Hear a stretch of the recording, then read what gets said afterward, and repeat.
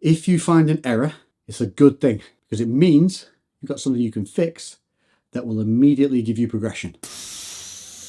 The whole point of this is that you're going to get a certain amount of fats, a certain amount of carbs in and around your workout alongside your water. That's going to help maximize your pump, your energy levels, and help you feel good and look even better.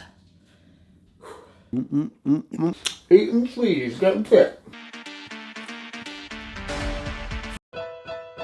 Guess who's back? Now, I have been sick, I've been sat, I've been lying, I've been doing nothing. My calories have been low, low, low. When my calories are low, low, low, if you starve it, it doesn't know there's a fridge right there that you're choosing to not go in there and eat stuff. So all it knows is no nutrients coming in. We'll start shutting things down, lowering the metabolism, and turning the gas down. So what we need to do now is help bring the gas back up. One of the cool biological factors is that when you start to load food back in, which is why it's important to know what you're eating, why and how and when, it packs in an extra 30% of storage capacity. You get a rebound effect, just in case you're having a bit of a munch in the middle of going back into the desert where you're going to starve again. So it's going to compensate, it's going to overload, and we can take advantage of that by making it overload on the glycogen, which is going to help just absolutely squeeze those muscles full, press hard against the skin, which is going to make you look leaner and fuller and just more roidy.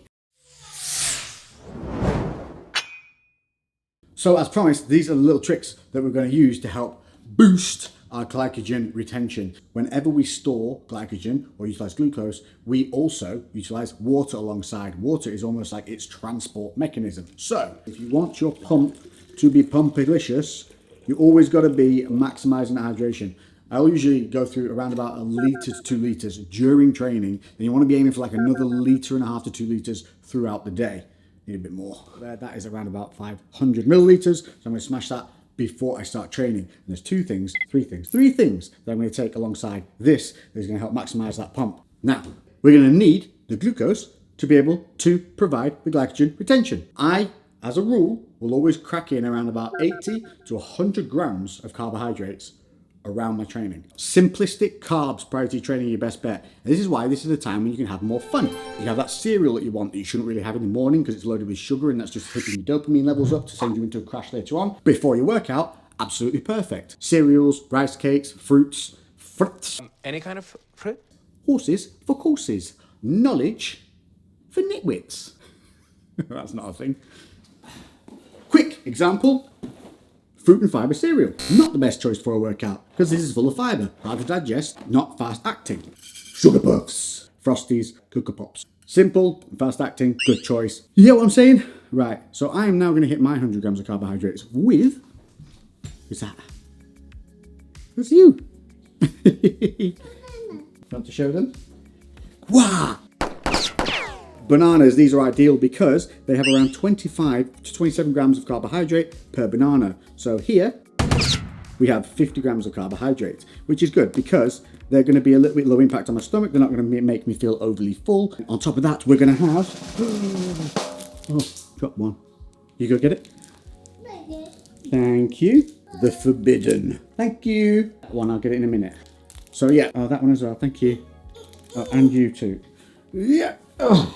There's around about 80 grams of carbohydrates here altogether, and that's going to be perfect. I'm probably going to grab a little bit of something to take in the gym with me, and that will hopefully load up my glycogen levels. Whoop.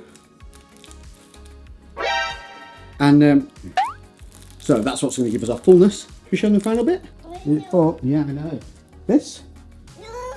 We're going to have 40 grams of this to get in 20 grams of fats prior to workout. That's going to really help with that vasodilation. That's not all.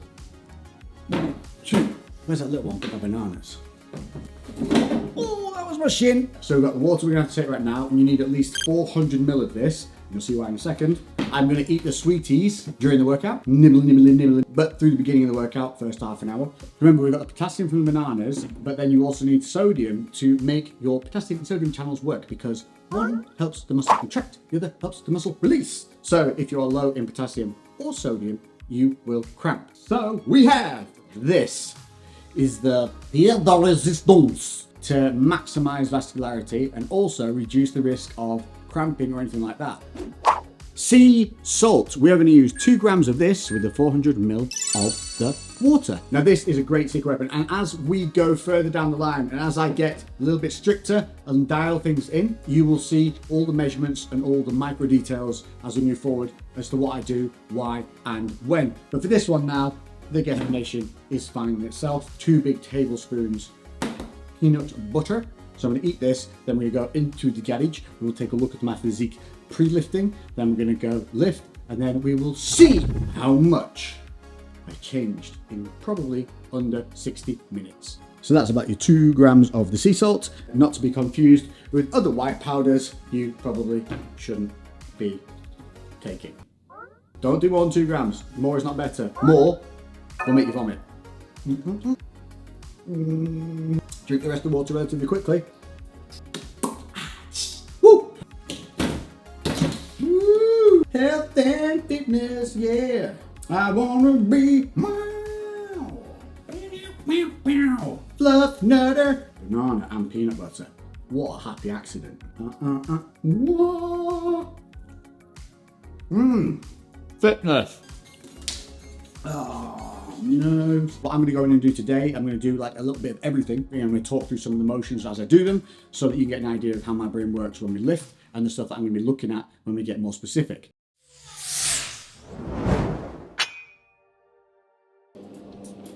So obviously we're going to need a before and we're going to need an after. Now this lighting here is pretty freaking optimal. I'm going to be in the same spot, in the same lighting, so it's still going to show you a true before versus after in terms of the consistency. But yeah, I think I'm going to look a bit better than I anticipate right now because of the half natty lighting. We'll just do an upper body one on this one, and then on leg day we'll try it again, which will be hilarious because we are redoing all of the squat mechanics and building from the ground back up. I should have a mega pump / breakdown in the corner on that first leg day back. Yeah, it's going to suck, but in the most awesome of ways. Let's turn the doing a bit. Let's take that down. Let's just make it a little bit better. No, focus, mate. Here we go. Okay, so that's why with the accent, always with the accents. I don't know what that is. I've done it since I was a kid. It's weird. Does anybody else do it? Let me know. Anyway, here we go. Relaxed.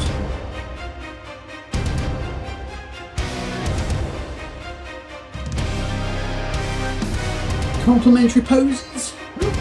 Should be. Speak. Do that. I cannot do a lat spread, but I shall attempt it. Is that good? I don't know. We'll get better. We'll get better.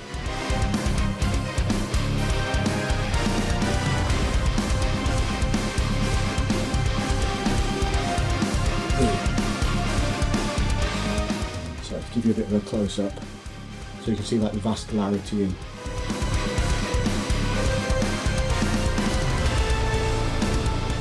.100% half natty lighting, but you can see we're not massively vascular or anything going on, and it's England, so it's cold as well. Bit of a close up on the old shoulder goldies.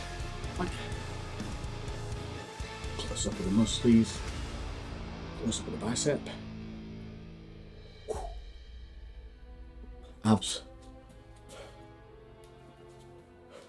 Right, you reckon that's good enough? So we keep the carbs coming.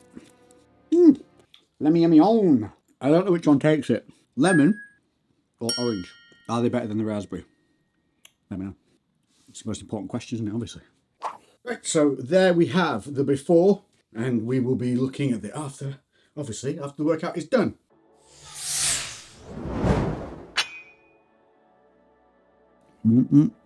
Eating sweeties, getting fit. Should we switch to max? Now we're good with the shotgun for this one, aren't we? Yeah, I'll use the wireless max in the next one, dudes. For this one, you can just deal with a bit of echo.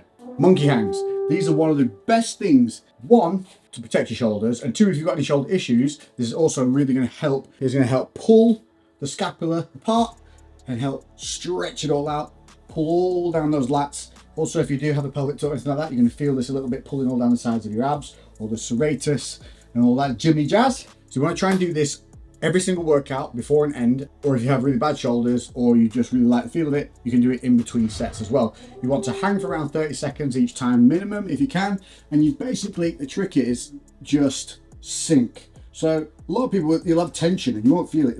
You'll be lifting like this without knowing it. Let it go, and then let it go. And the idea is you want to get your shoulders up past your ears. What I'm also going to do is roll my hips, because what a lot of people tend to do in the hang is they hang like this, with their rib cage extended, all this arc thing going on. The reason that you're probably hanging like that is because you've probably got a tight lower back and tight lats. Pull our lower abs in without like flexing, and just roll those hips forward. And then you're just gonna chill. Use it at a time as like a little bit of meditation. If you can put some little meditation music on, something like that, that can really help. And you're just gonna sink, and once you feel it pulling, then relax further, sink, and you can have a little bit of a shuffle if you want. Sometimes I like to do a bit of rotations here as well when my grip starts to go, so it takes my focus off the grip. And what I'm focusing on is leaving the shoulders in place and just rotating that core around. You can engage your scapula and then release. Engage and release, and slowly try and sink it further and further and further, and just chill. 3 times, 30 seconds.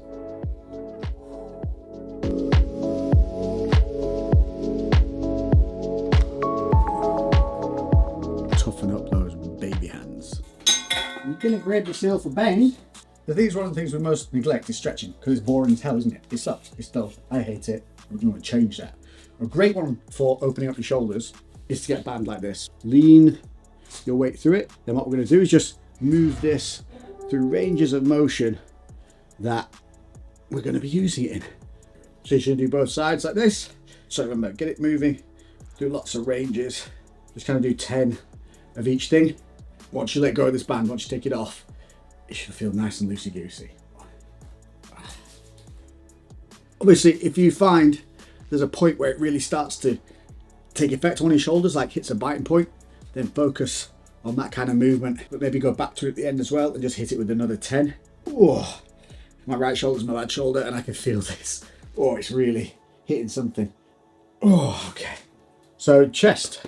One thing we all love to train, don't we? But then we forget that the chest rolls in to your shoulder. So if we have a tight chest, we can end up pulling the shoulders in, putting the lats into an awkward position and leaving them in an overstretched state for a lot of the time. There's issues, obviously, we get pronation, which can lead to this, especially with our phones all the time, looking like Meagle. A lot of people just do this, don't they?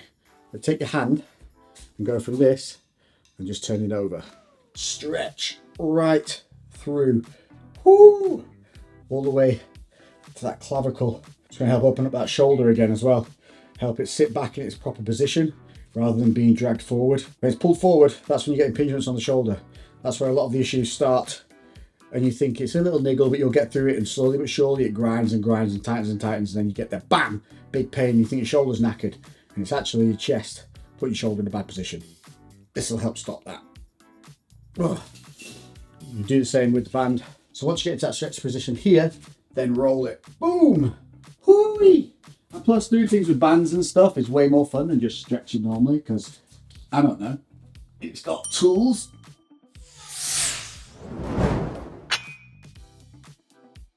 Well, because if you do these things when you get into the gym and make it a habit, then the habits that you need for your work life, family life, of doing those little things that go a long way, just like these little things that go a very long way, will start to cross over. Those little things you need to do in everyday life will become easier because you're doing them in here, and vice versa. And this is the lesson of the day, to understand that the downward spiral, the thing of you feeling like, you need to fight that feeling. You need to be proactive in fighting it, because being miserable and staying in that misery will only make you more miserable. And we're all guilty of it. And the reason we're all guilty of it is because to do that takes zero energy. This will win if you don't put energy into it, because this takes no energy. And it takes energy to get up and do things. And it takes energy to be happy. And it takes work to be happy. And it takes time building these mechanisms for it to stay long term. You are already taking steps out of that hole every single time you make that effort. But it's not just you, it's everyone, it's humans, it's how we are.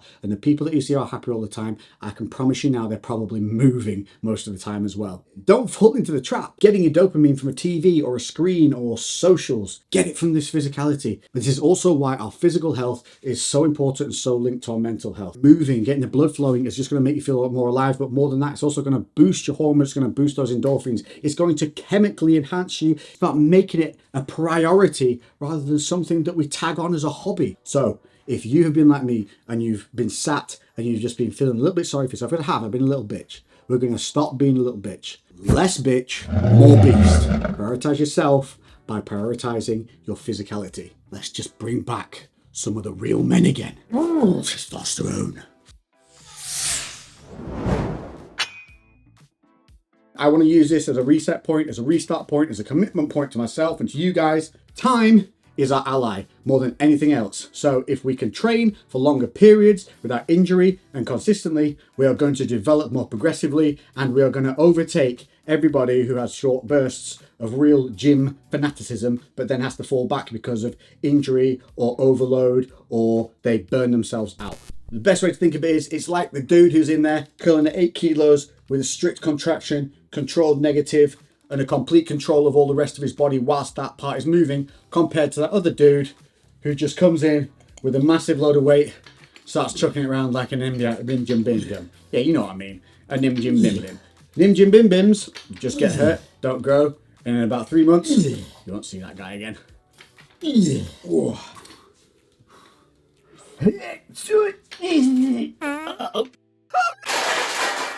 I'm going to warm the body back in. 2 to 3 sets per exercise, and I'll do 2 exercises on some of the major body groups. I'll just see how I feel as I go along, and I'm just going to kind of be a bit intuitive with it. Also, if you need a good playlist, I've made one here and I've made it available to everybody. So just search Gym-tastic Lex Griffin. This doesn't get you going. Nothing will. Now, obviously, I can listen to this, but you can't because of copyright. So prepare yourself for some air guitaring and bad singing, but tough. This is my space. I can do as I please. Lightning McQueen Crocs, because I can. With that being said, I'm going to start with some pull-ups. These pull-ups are a little bit different. What I'm actually looking to do, rather than pull straight up, I'm going to lock my scapula in place and I'm going to hold my body out at an angle. I'm going to engage my scapula, and as I do, I'm going to angle my body out like this. And then I'm going to try and hold myself here whilst I pull up. It's actually easier to do it whilst you're pulling up than it is just to hold it static. So for me, this is a great one of just getting everything kind of warm, but really helps me set that scapula and really strengthen the ability to hold them in place by setting that muscle mechanic in motion. Helps a lot of M's. Plus, it looks pretty cool too. But it looks like this.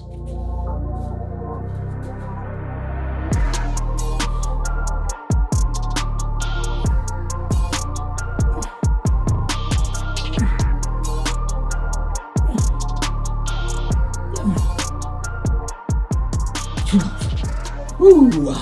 So the benefits of this is obviously that core activation, but that ability to be able to stabilize all your scap and maintain that control. But because you've got that neutral grip and a really strong pull, which obviously we're all pretty strong at compared to our body weight. So yeah, give it a bash and you will start fatiguing, but just try and get as many as you can angled and then controlled release down and finish with normal pull-ups.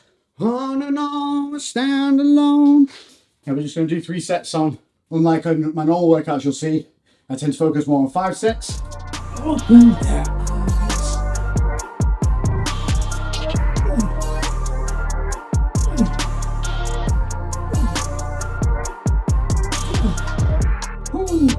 Be prepared for this, for your workouts, if you've been slacking or you're just getting back, to feel like you're almost running through mud.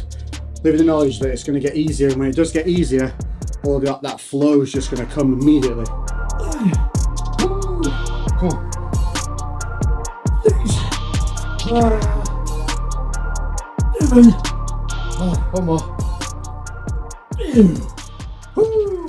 So from that really simple movement, biceps, forearms, abs, back, lungs. If I'm going to do a couple of body parts, I won't just do a single body part and then move on to the next. So what I'll often do is overlap them one into the other. And the reason I do this is because it means when I'm switching between these to go do my 5 sets, I'm fresh on that muscle group, so I've no excuses. It's taking away the variables that give you escape routes. And if you can do that, you will start doing it in your day-to-day life as well. I'm just gonna let you know what I do, and you can cherry pick what you wanna try and see if it helps. Bodyweight exercises, I think, are very, very important to keep in. I think they keep us functional. I think they keep our joints moving through more natural ranges of motion. And I think that they protect you from being injured in those more compound movements. Mrs. Screaming the way that you blame me. I found out that I can stick these on here. This here is like a press.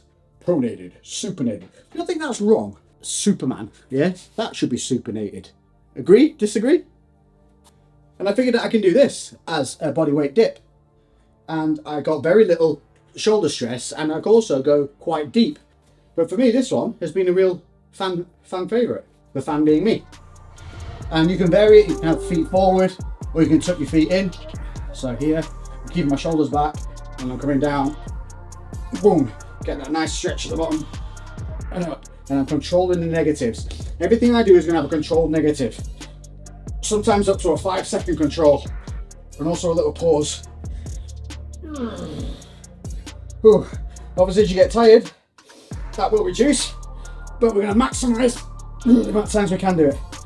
And what it's going to do is increase the difficulty with lifts, but it's also going to massively improve the hypertrophy of the muscle, because the stretch position in the elongation of the muscle through to contraction has shown to actually produce way more muscle hypertrophy and stimulates more muscle growth than the contraction point, which is a pretty gnarly find.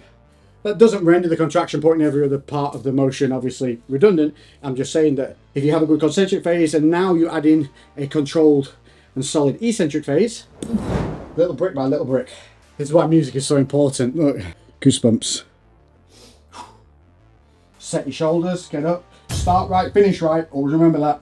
So what I'm fighting here is the want for my weaker shoulder to allow my body to twist and let the other side take hold.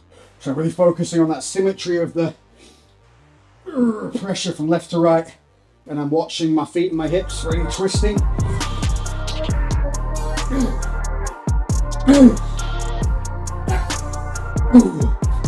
Oh, mother.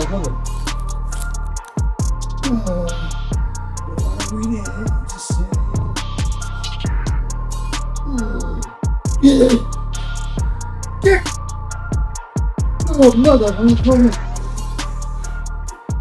Because in this video we're focusing on just showing you the difference that we can create in that single session back and why you should get your ass back in there. We'll just do upper today because I'll do quads with obviously a couple of the body parts. I tend to do 3 body parts in each session as a rule, and I'll break down why I do that and how. You cool with that? Yeah? Sweet.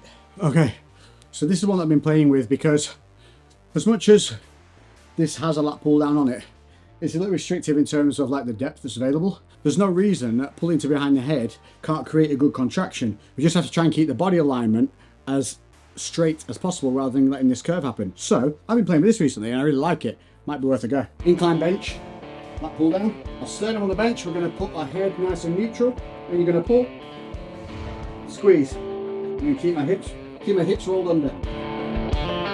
There.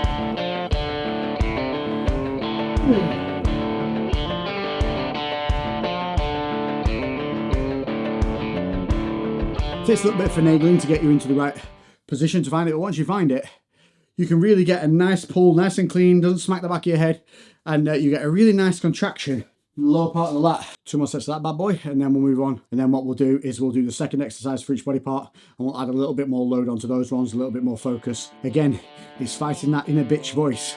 Less bitch, more beast. You've always got more in you. Always.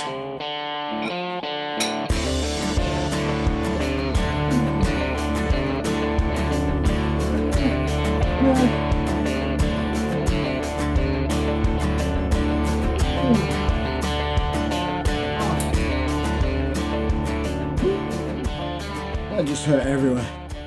Whew. So essentially that's 2 back movements done.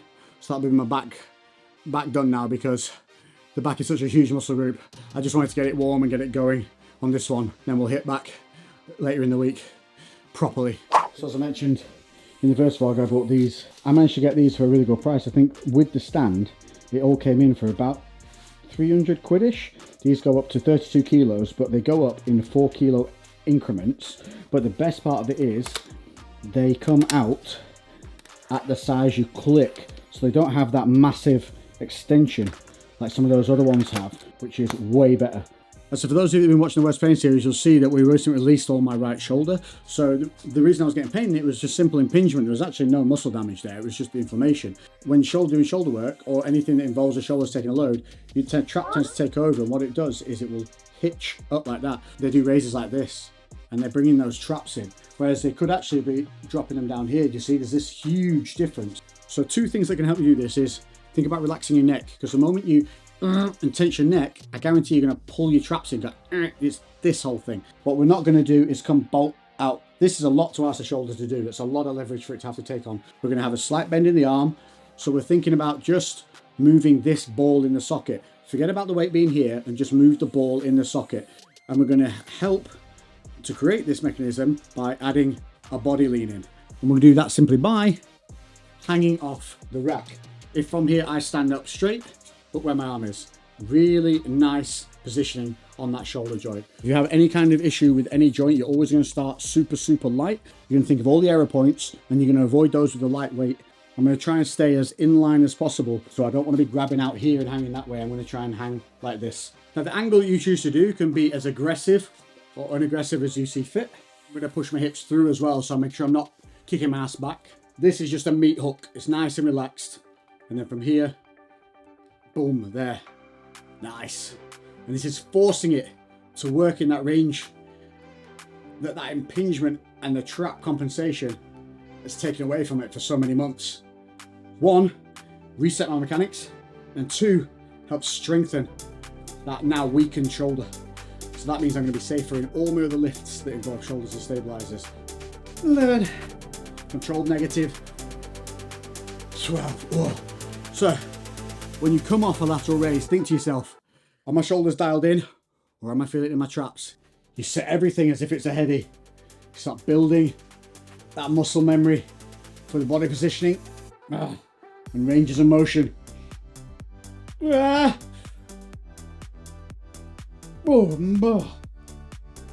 up to 8 kilos now. It might be light, but it's going to be a perfect weight for me to be able to maintain the control and not let any of that compensation creep in and have to completely readjust all the time. That is the goal, obviously, for our light sets to always be easy. And then as we get more progressive and we add more load, to be able to control those inevitable compensations. Always fighting that negative. At least a 3 on the way down. 2, 3.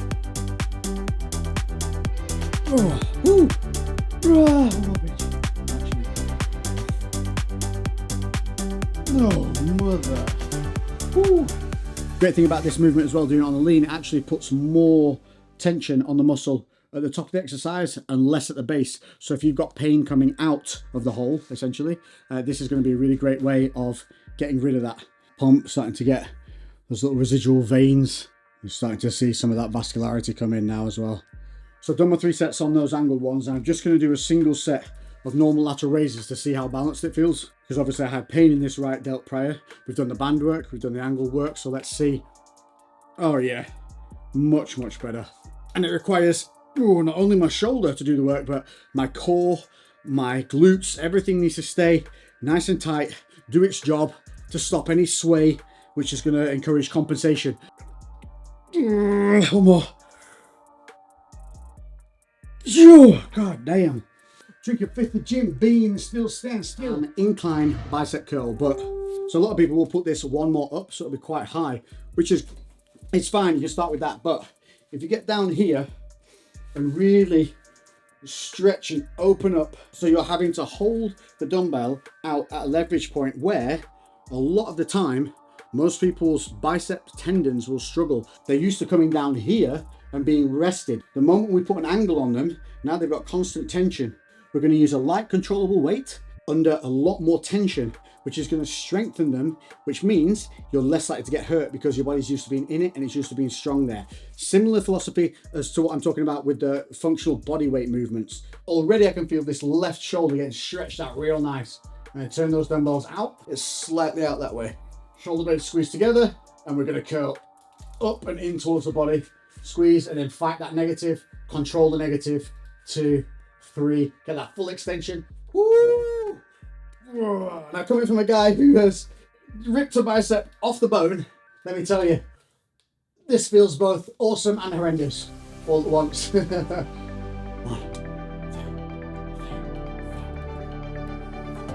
No quit now, no quit. Okay. 1, 2.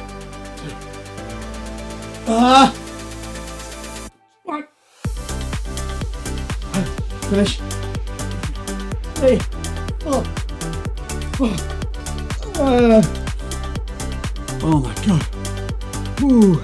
Instantly activates that bicep all the way from the top to the bottom, right through into those tendons. Really trying to avoid wanting to do this with my head, pigeon necking. It's a bad habit we all develop. So relax the neck, focus, control, pinch your shoulder blades. One more. 1, 2, 3. And down. There we go. Oh, holy crap.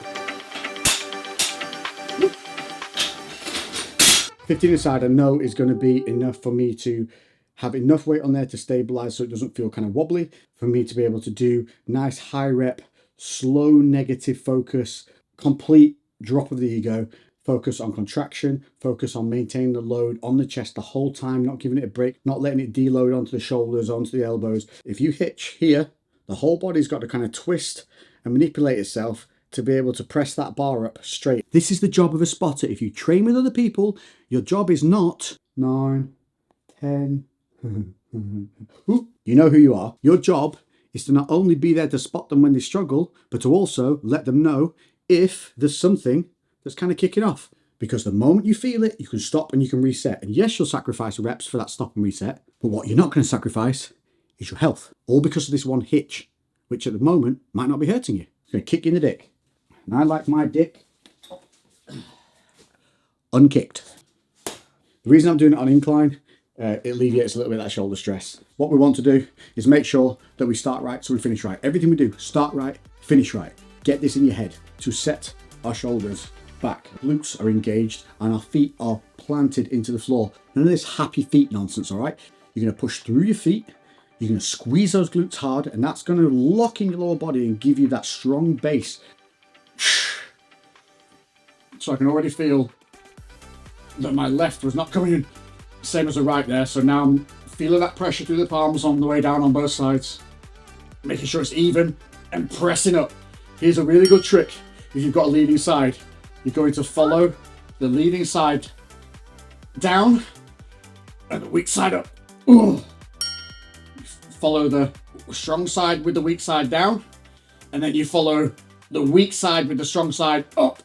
And what that's going to do is help keep that weak side in check. If you find an error, it's a good thing because it means you've got something you can fix that will immediately give you progression. And this is why you should be looking out for each other. This is why you should be looking out for each other in the gyms. That's that whole thing I think's gone missing. But I genuinely believe that as we progress through this vlog series, as we progress with our kit, as we get better with our lifts, as we get better with our mobility, I genuinely believe we're going to be able to create a really high class physique.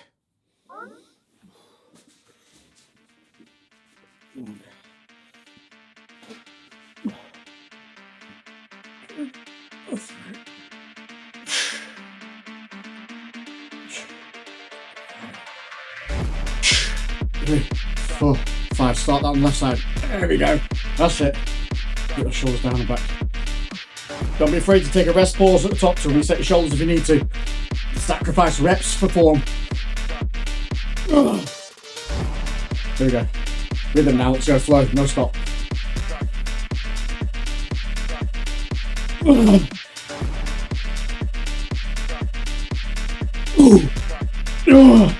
Fucking keep that shoulder down, you bitch. Here we go. Finish him strong now. Flow.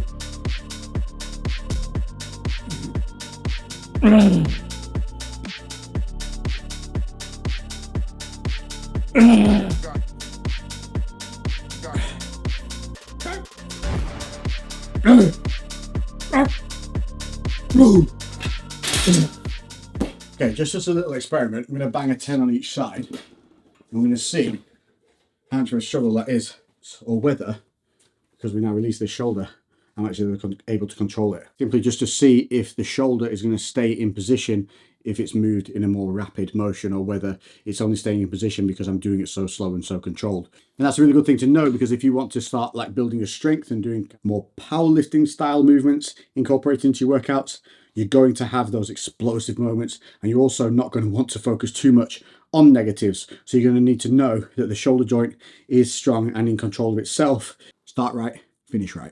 Let's go. Volume up. Ooh.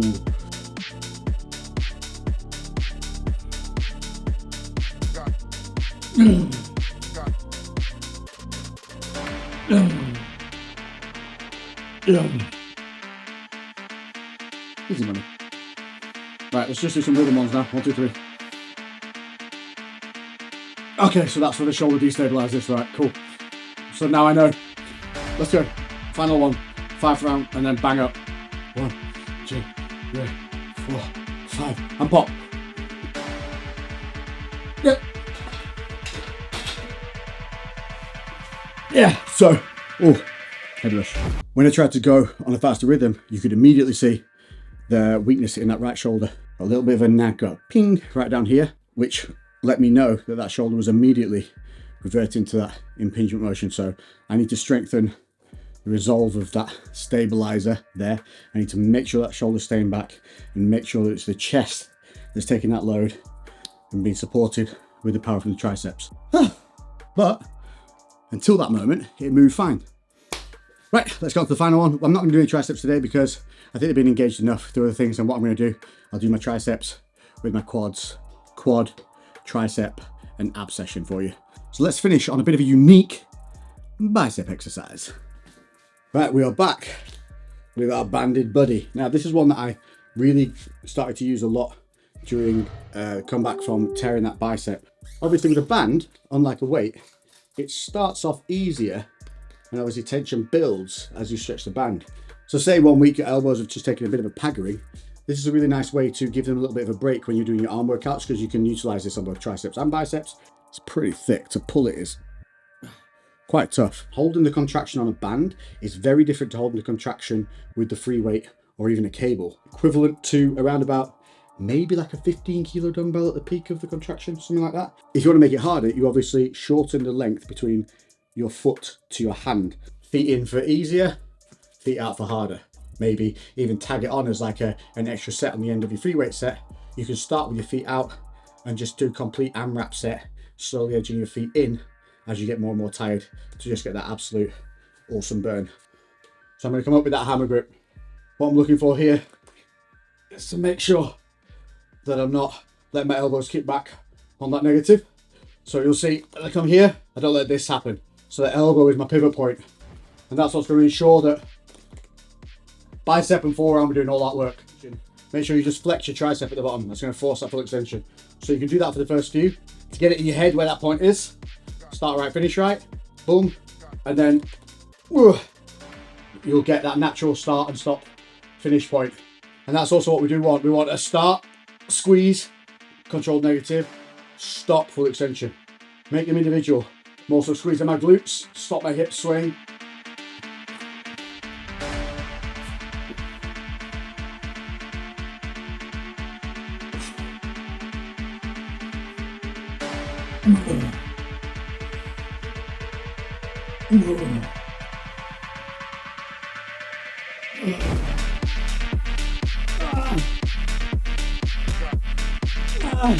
Okay, come on.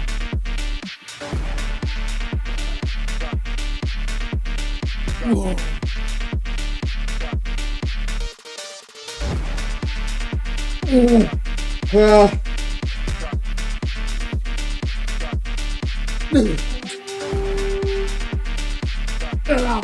Like a monster. Come on. Yeah. Oh. Okay. So there you have it. That was my pre-workout super pump ritual. Remember, I've had no pump products. I've now had no pre-workout. Literally just what you saw, plus the water. and probably not enough water if I'm honest. So let's take a quick look at the result. Has it worked?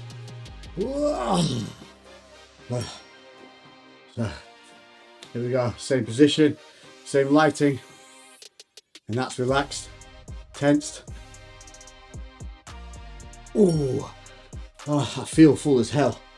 I do definitely, I mean, everything's more engaged, everything feels tighter here. So when the glute switch is back on and I start focusing on my core whilst lifting, all of this tightens.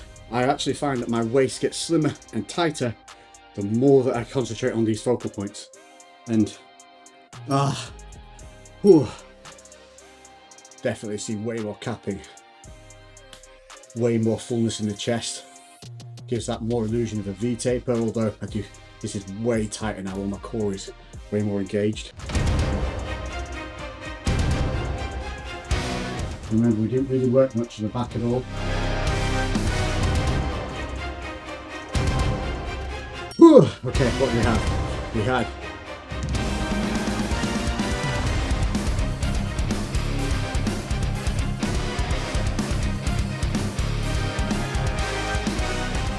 bear in mind, all we've done is a light bitch boy body pump workout. There's been no heavy lifting. This has not been an overly taxing workout. This has been at like 60%.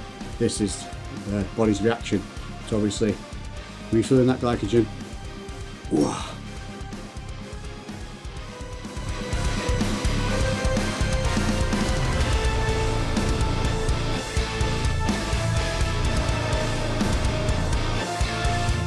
Oh, let's look at that pose.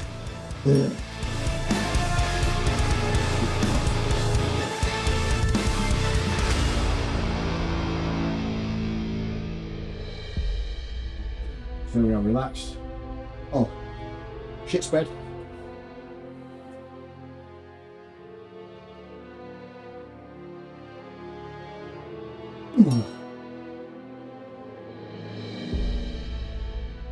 Well, you can be the judge as to whether you think that was worthwhile considering.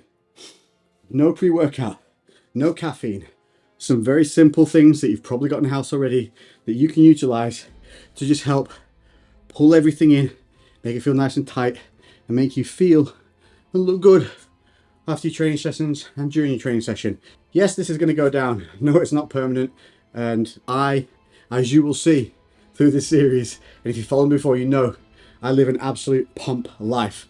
My body, because of its proportions and because I tend to stay generally lean, when I get that pump, it makes me look leaner, it's look fuller, which makes me look completely monstrous in compared to reality. So it's yeah, it's good and bad, but I'll take my carrot on a stick and I'll keep chasing that man in the mirror, because this is what I want to do. This is where I know I feel happy. This is where I know I feel confident. This is where I know I can succeed. Now, hands down, this has been the most time away from the gym that I've probably spent in the entirety of my training life, and it doesn't feel good. It's also tied in exactly with the same time that I've had the most struggles mentally, in terms of self-confidence, in terms of motivation, in terms of committing and following things through. So yeah, for me, the gym runs exactly alongside my life, and when the gym is going well, it also motivates the rest of my life to follow through and do that, because my energy levels are higher, my motivation is higher, my self-confidence is higher, and it all goes hand in hand to developing an overall better Lex. And that is what I want to impart to you guys, to show you how you can make some very simple changes to see some very good progression, maybe help you over some sticking points, maybe help you feel something finally like it's hitting. The three things, if you can take anything from this: 1, start right, finish right. 2, imbalances. Look for them, find them, and fix them.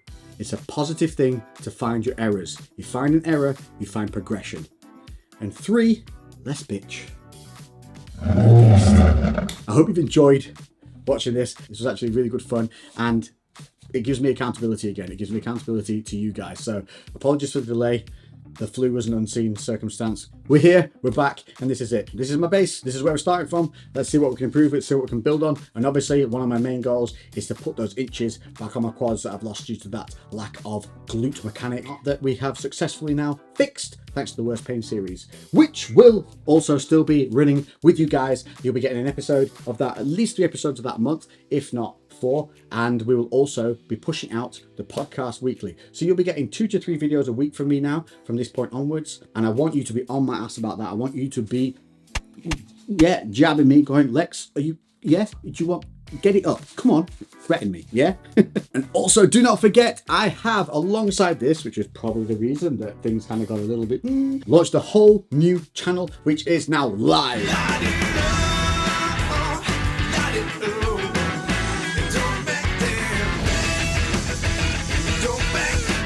If you could go and check out the channel and subscribe and show it some love, that would be amazing. I think it's a really fun venture. We're going to be doing some mad projects on there. We've already invested in like 6 machines that we're going to be faffing around with, and it's just one of those that I think is going to be fun and entertaining, but we're also going to really try and include you guys in it as well. I just know that what I want is to make people smile and make things go with fire and fuel. And here's the kicking ass all the way through until 2025, leaving that crap that's in the past in the past. We're not going to drag it along like an anchor. We're going to cut it loose and let it go. Yes? Thank you all so much for joining me. I appreciate every single one of you. Thank you all for the love. Thank you all for the comments. Thank you all for joining in. And I'll catch you in the next episode, or the next podcast, or the next Worst Pain. Either way, you're going to see this face much more. Boom, baby. I'll see you in the next episode. No, that was all wrong. Flip reverse it. I'll see you in the next episode. Boom, baby. Idiot.